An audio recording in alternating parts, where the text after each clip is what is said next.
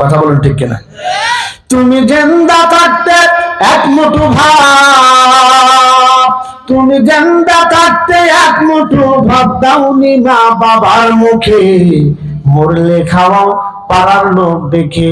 ও ভাই আমার, মরলে খাওয়াও পাড়ার লোক দেখে। কথা বলুন ঠিক কিনা?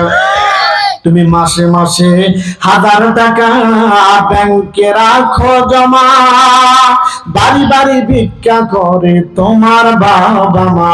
ভাইরে তোমার বাবা মা, তোমার বউয়ের হাতে সোনার বালা, তোমার বউয়ের হাতে সোনার বালা, দিন যায় তার কত। আহা, এই খাওয়ার সাইরেনার দাম নাই। কথা বলুন ঠিক কিনা? বাইসা থাকতে তার এক মুঠো ভাত তুমি দাও নাই।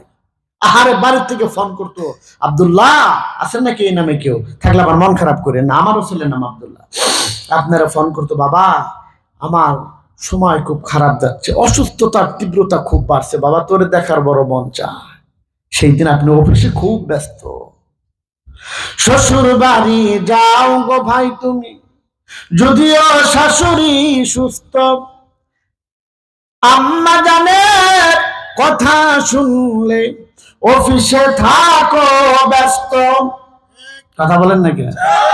রাসূল বলেন, ওরে মুমিন, পিতা মাতা সব, পিতা মাতার সেবা করলেই খুশি হবেন রব।